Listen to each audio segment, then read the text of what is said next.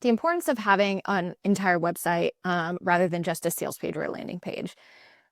I really love the idea of, like you said, inviting someone into your house. That is your website. Like you're inviting them to come over. You want to tell them everything about this really cool thing that you're obsessed with. Welcome to the Phase 4 podcast, inspired by Vishen Lakiani and Ajit Nawalkar, co-founders of EverCoach, a division of Vine Valley. In this podcast, we speak to coaches and creatives about where they were, where they are, and where they are going. This is the intersection of what we focus on expands, and your story is your superpower.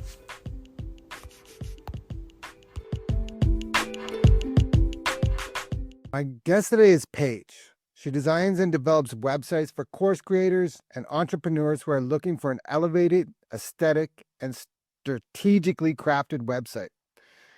Today, we're going to talk about how you can use your website to position your business, courses, and offers as premium offers to attract the clients who appreciate the quality and are willing to pay more. We're also going to talk about the number one killer that will make your people exit your website fast. And we're going to talk about things like brand identity and how to strategically position your website and a little bit of SEO, probably some AI. But Paige is the expert, so we're going to leave it all to her. And Paige, welcome to the podcast. Thank you so much. Happy to be here. Thank you for having me. Yeah, I'm definitely grateful. I love what you're doing because it's so important to my listeners specifically. A lot of coaches, creatives, artists, and they just don't have time to do the website because they're busy creating. And so that's where you come in. But I guess I always kind of begin with just tell us a little bit more about yourself and how did you end up in this space? Sure. So I have been doing website design for about 4 years now. I actually started as a designer at a web design agency. We designed websites for SaaS products. So SaaS is SaaS. It's software as a service. And if you're not familiar with that, it's any sort of software that you pay a subscription for. So something that you might be familiar with would be Adobe. The Adobe products, you pay a subscription, you get to use their products on your computer every month. We didn't make website for Adobe in particular, but we made websites or the marketing websites for those types of products. So that's my background in website design. And I'm personally passionate about making some like knockout websites for people to share their expertise and teach people more about what they know. So course creators and then just online entrepreneurs and courses in general. I'm also a professional dancer. So once I got kind of connected in the professional dance world, I live in the LA area. I realized that I couldn't work at the agency any longer. So now that's why we're diving into the freelance realm and I'm helping people one-on-one.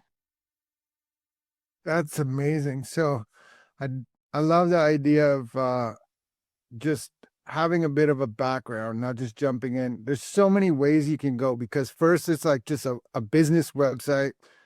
Do we want simple? Do we want more complex? I kind of know the answer. But then there's also course creation and then just having offers, one page landing page and things like that. So I'm not sure how you want to approach it. If you want to break it up into three, a business website, courses, and um, just landing pages for your offer, what kind of platforms, color psychology, anything you want.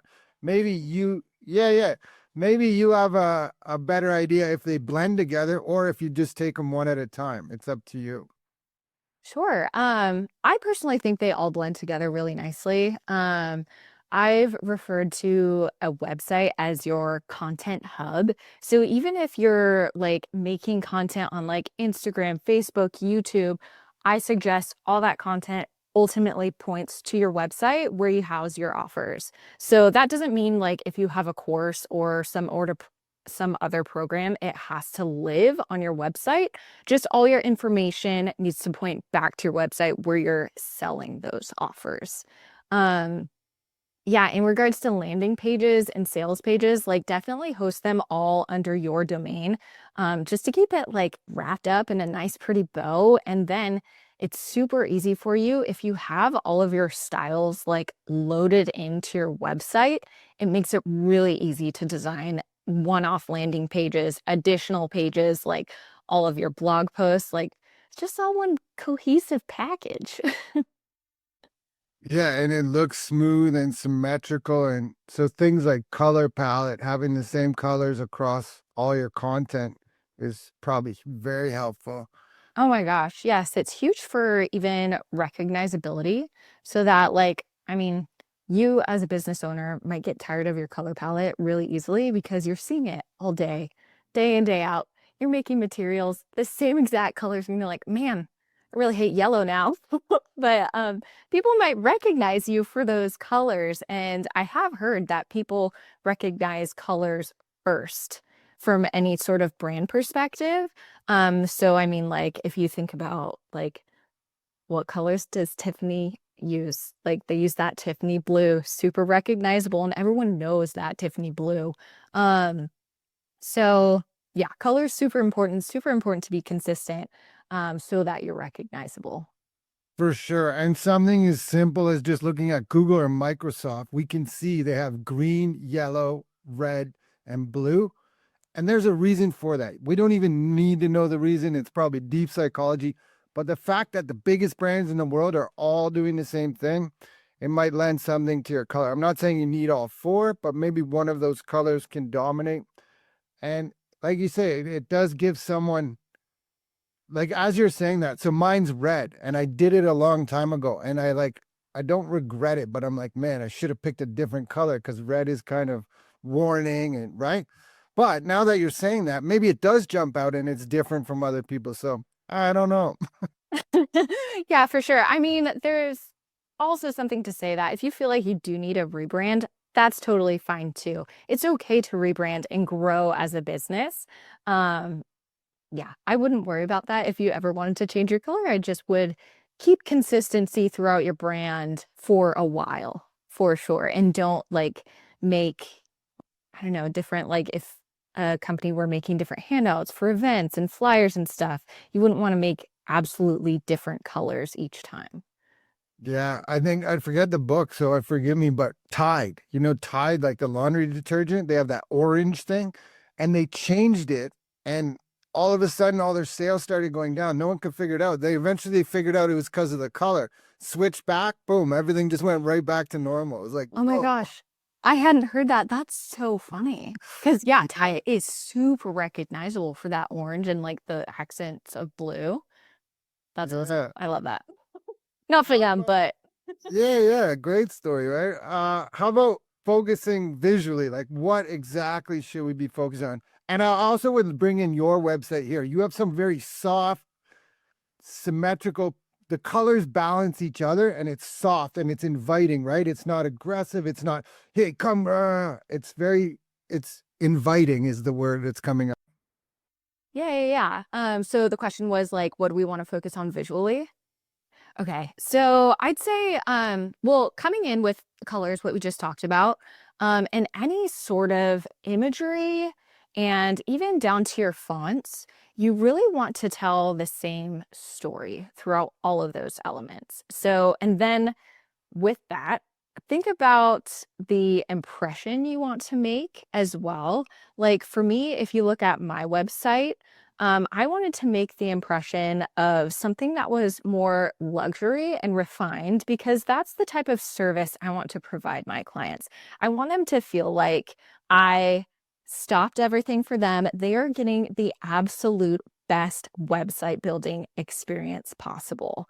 So through that, I chose my colors, which, like you said, they're very like neutrally toned. But then with my photos, you'll see they're like pink and a teal color. So even though I have like that luxury neutral tone, I do have a pop of color because I like to infuse some personality in there. Um, and then with when it comes to fonts, like we can get creative with them, but again, we want to tell that same story that we're trying to tell throughout our whole brand identity. Um, but the most important thing with fonts, I want to say, is absolutely that they are legible. We don't want our website to not be easy to read. We want people to be able to have no problem, absolutely, interpreting all the amazing things we're talking about on our website. Yeah, like I personally love handwriting fonts, but exactly like you say, they become too illegible, or you can only have one or two words like that because two more than that, it's like hurting my eyes, which we don't Oh, for want sure. because that will make people leave our website quick. And another thing that makes people leave a website faster than normal, I heard you talking about pop-ups. And so maybe Ooh, can we talk about pop-ups, what's good, what's bad, how many seconds until we give that pop-up, etc. ooh, yeah, pop-ups. I kind of have like a vendetta against pop-ups, honestly. Um, okay. So one, we have our cookie consent, which we need to be GDPR compliant. Basically, any sort of website should have a cookie consent, and a cookie policy along with that. And you'll see that on many, many websites today. And that's just a little pop-up saying I accept or I decline cookies on this website. And that's your first pop-up. So honestly, already, like me personally, as a designer and user experience, I'm like, dang, there's one pop-up. Like, I don't like it personally. But I do think it's okay to have at least like one additional pop-up where if you want to really, really push like a course that you are offering and you want to make sure everyone who comes to your website knows about it, I would say a pop-up is okay for that. Or if you have a lead generation tool, so like a freebie or an opt-in that you really want to push that you think everyone would really, really get value from. Um, I would say in terms of size of a pop-up, like definitely keep it smaller rather than taking the whole screen and make it very, very easy to exit the pop-up. A lot of times I see people not even put a little X in the corner, or the X is somehow hidden, or it's not a good color that's contrasted with the background of that pop-up. And then with that, to make sure that all of the things behind the pop-up are still visible. Sometimes everything else is like blacked out on the website, and it just provides a really poor user experience. So if someone doesn't want to interact with the pop-up, make it easy for them to say no. Yeah, for sure. So user experience, all the different platforms, they're offering the same kind of things. And so just like an app for the exact same thing, we want to go through it, see which one resonates with us. And there's a reason there's more than one. So that's the user experience. Now, for courses specifically, I'm curious. I love courses. Do you have a certain software you would go to, or is it just like, yeah, try them all and see which one feels good for you? Yeah, I personally don't have a preference for like the actual course platform. I can assist with like hooking up a course platform to your marketing website for any of my clients, but it all depends on what you, the course creator, are really looking for. Right. Some things I've heard about are that are super important to consider are how much you are going to be charged for the lifetime of hosting those courses. Recently, I've heard of a lot of different platforms like changing their pricing structure and course creators moving to a completely different platform because it's just like way, way too expensive for them to offer their course for like the like lifetime access that people Right. offer a lot nowadays. So I'd say that's one of the biggest things to consider. Make sure that if you are a course creator, you really look into how long it or how long you want to offer these courses, if you're offering Yeah. lifetime access, and then what your subscription might look like as the course creator hosting those. Amazing. So you're just integrating the course onto the actual business website. You're not doing those course setups and all that. Correct. Yeah, that's what I do. At least I offer right now. I might expand into that more later. Sure. But my specific services would be helping you with your website and your sales page, making that all beautiful, perfect. And then once someone clicks the like buy now button, we are directing to the course platform. Where is the buy now button on the website? Where's the buy now button? Um, well, if you want to get technical, I would put your buy now button in many, many different spots on your sales page. And your sales page is something I wouldn't want to say it's like entirely different from your website, but it is a different experience because it's a whole story and narrative all about selling your course. Um, and your website itself is the funnel that's getting everyone to that sales page. Brilliant. So sales page is dependent on the actual product, course, service you're offering. The website is just like, come into my house and this is, now we're together. You can probably get some freebies, or you can hit that big buy now button that's all over. Um, and then courses would be a third category. I think with this sales page, I'm guessing like just one landing page that's a sales page, and just that, not having the website. I know, because the reason I'm asking, I see some people that they only have that. And personally, I think it's like counterintuitive, because like you're saying, there's not just one thing you're selling. There's a bunch of, especially with something like coaching, you can make money like 10 different ways, right? So I would like, maybe if you could speak to those people. I don't know actually your opinion about it, but if speak to those people who just have this sales page, maybe telling them the importance of actually having a full-on website. Even like you were saying about the money, some of them are cheaper now, right? So let's say something like system.io, you might only pay $200. WordPress, you might pay $500, but the quality and the features and the functionality you're getting on a WordPress website is way bigger and better than something like a system.io. Not getting paid by anybody here, but just wondering if you could speak to that, the importance of actual having a website, not just a one landing page, sales page kind of thing. Oof, I love this question so much. Thank you for asking it. First of all, my favorite platform to design websites on is Webflow. I find it has the most like functionality. And as a designer, I am able to essentially dream up whatever I want, whatever I think is best for your brand, and make it happen. Like, it's just so beautiful and I'm so obsessed. I could talk for hours and people get really annoyed with me. But and it's not as expensive as $500. That's so much money. Okay, so Webflow, amazing. But the importance of having an entire website rather than just a sales page or a landing page. I really love the idea of, like you said, inviting someone into your house. That is your website. Like, you're inviting them to come over. You want to tell them everything about this really cool thing that you're obsessed with and you want to teach them about. So you have the opportunity to post blogs. You can sell products at a lower price point. Like, Webflow is amazing for digital products in particular.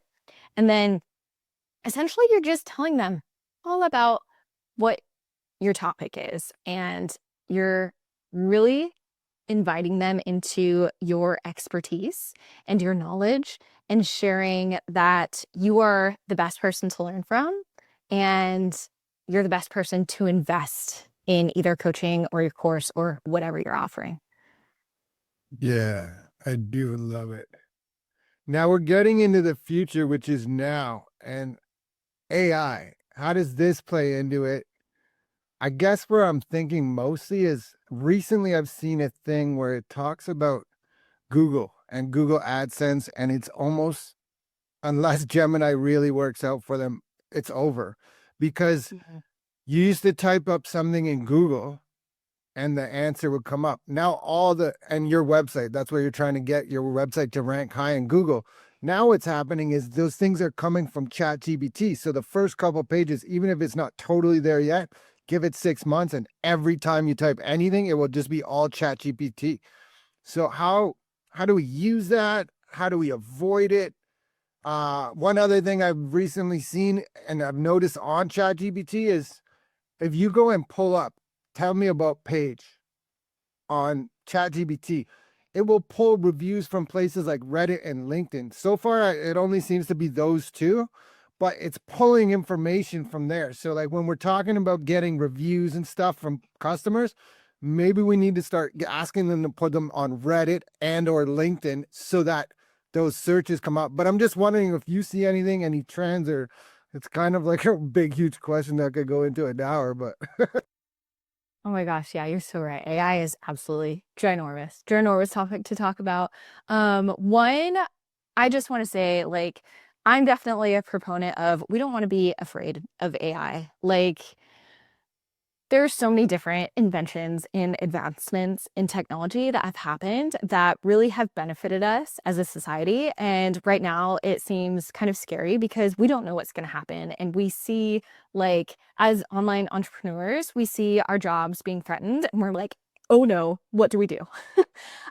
So let's try to not be afraid of AI. Use it to our advantage. Like, for instance, I use it for ideas a lot. I love coming to AI, asking for ideas for, like, for instance, different hooks for my little Instagram reels that I post. Like, I know a topic that I want to talk about, but I can't think of the words that people are gonna want to like grab onto and keep listening to me. Um, what else was I gonna say? AI.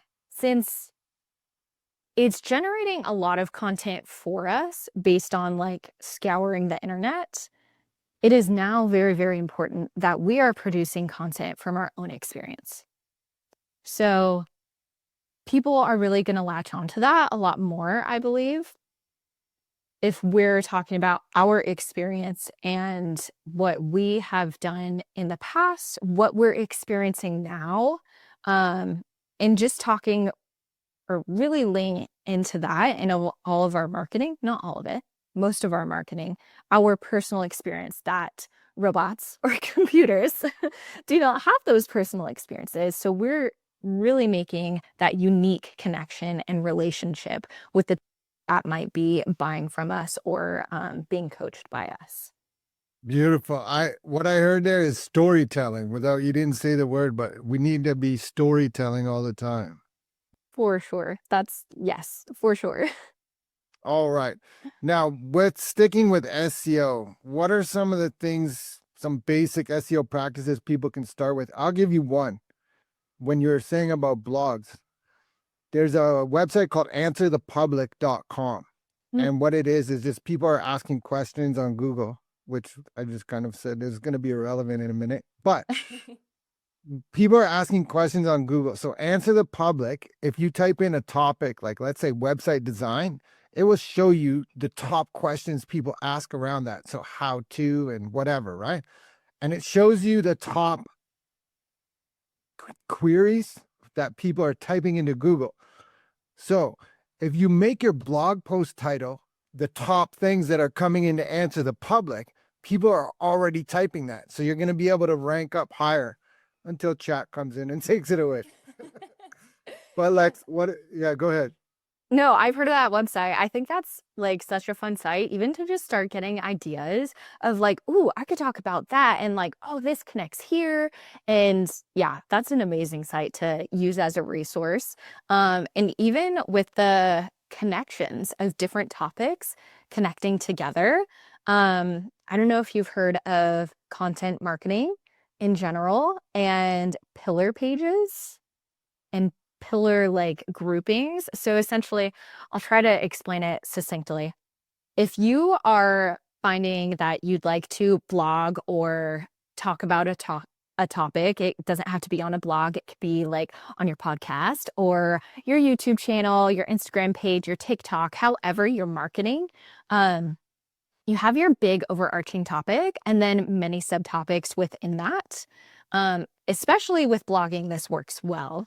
If you write blog posts about all those topics underneath, and then as you're writing those blog posts, make sure to link the other blog posts together. So, like, for instance, like I wrote, yes, backlinks, but kind of like within your own site. So I actually don't know if it's considered still a backlink. It probably is. I'm not sure. Technicalities.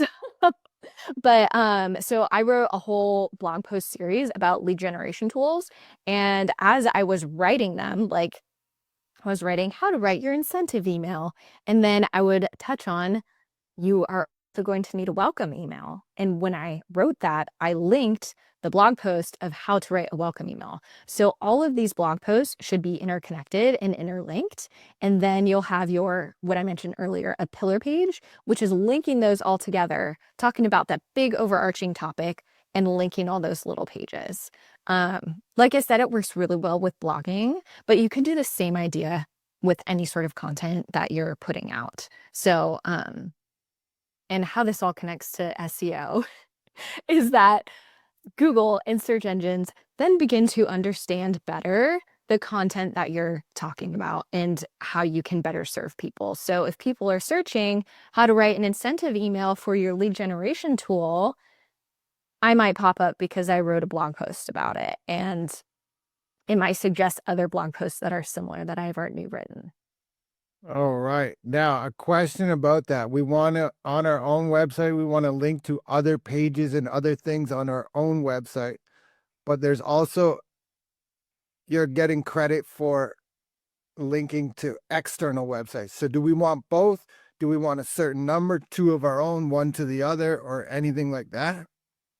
Yeah. So, yes, to like we are linking in our own website. It's all one big, huge web. And then what we touched on earlier, the idea of backlinks, is when other people link to your website. So essentially, Google and other search engines kind of reward you for other people linking to your website. They're like, hey, other people are talking about this. This must be a good thing. This must be a reliable source. So it ranks you higher. Beautiful. Now, as we begin to wind down, if this episode resonates with you, please like, subscribe, share, reach out to Paige. She's got some great products for you, and have that conversation. If you have a conversation, you might get some questions answered. You could end up working together, and she designs beautiful websites. So definitely reach out. I guess what I would like to go towards is where, okay, this is the phase 4 podcast, and phase 4 in the 6 phase meditation by Vishen Lakhiani is all about creating your future 3 years out. So where is Paige 3 years from today? Ooh, that's a great question. Where is Paige 3 years from today? I would love to either be continuing serving course creators and online entrepreneurs, building beautiful websites. But if you don't already, or you can't already tell, I am super passionate about course creation. I have taken a plethora of online courses, and I would like to teach people how to make their own websites eventually. So like I said, my platform of choice is Webflow. I'm absolutely obsessed. I would love to teach people how to use Webflow and use it in an efficient way like I do. But I mean, also, I got to talk about my dance side. I would love to be killing it in the dance realm, like really expanding into, I currently work at a theme park, really expanding like into different roles there. And yeah, just seeing how I can kill it in that world too. Amazing. I guess we should probably talk about multiple websites. Some people, and even like domains, right? I know myself, I got about 12 different domains, and I'm not even using most of them, but I just want to keep that domain. But what do you think about things like that? Buying the domain that you like or whatever, and then also just having more than one website. Like if it's different businesses, sure. But if you have one business, what do you think about having multiple websites? Ooh. Well, first topic of domains and just like snagging up a domain that you like, go for it. I do that. I have pageleendesign.com, and then I also just have Pageline because I want it and I might want to use it one day. Or another like thing to do is if you have a domain that's very similar to your current one or your main domain, you might want to purchase something that's similar so that you can redirect in case people just type in pageline.com and we want to redirect them to my main website, Pageline Design. So that is an option, but yeah, stack up those domains if you feel like it. Sometimes they're pretty inexpensive too. Like I think one of mine was like $25 a year. It's not bad. Yeah, there's places like GoDaddy will give you like 99 cents for the first year, and then they're not that bad afterwards. I got a website, a couple WordPress ones, $15. It's it's definitely worth it, right?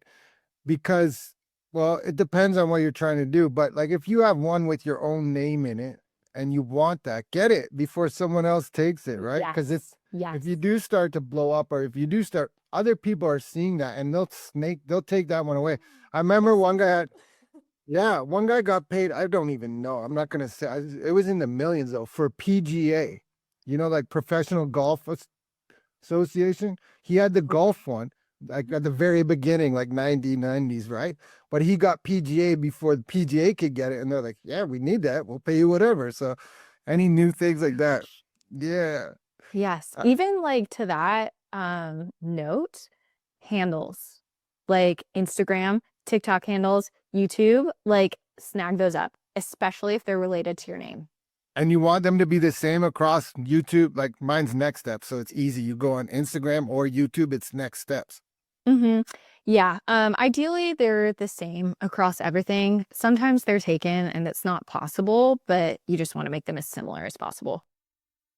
All right. Now, I think I'm going to I always let the guests take it wherever they want it to end. So if you have something to sell, sell it. A message of hope, inspiration, or both, you can just take it away. Okay, let's do the message of hope and inspiration. I love that. My message is to just spread love. Like, absolutely everyone deserves our love and acceptance. And I love that. I love that you asked for that. But my services, my packages, I'll just go over them really quickly for you. I have a course creator website, and then I have a basic website that just doesn't have like the long form sales page included. And I also have a one-page website if you're just looking to get yourself out into the online world. Like I just made one for my friend. She has a cute little mobile bar that she brings to weddings and events, and she just needed that one page explaining her packages and her contact information and was like, bada bing, let's get you a website. Let's start getting you some SEO built. Um, but yeah, so those are my three packages right now. And then I wanted to offer these listeners a special deal that if you book a project within 2 weeks of this podcast airing, you'll get the choice of either custom course slides if you're a course creator or freebie templates included in your package. So that's a fun little deal. And then you want to make sure to just mention this podcast in the contact form. Amazing. Thank you for that offer. Appreciate it. Yeah. And I guess usually my final question is, how can people reach you? Oh, yeah. Best way, honestly, is through my website and my contact form. It's www.paigeaileen, that is PAIGEAILEEN design.com. And then my handle is the same on Instagram, TikTok, YouTube. It's just at Paige Aileen Design. Amazing. Paige, I'm so grateful for your time today. This was awesome. So knowledgeable. Thank you so much. Yes, thank you so much for having me. It was wonderful talking with you, and I hope your audience really gains some helpful little insights for their own websites.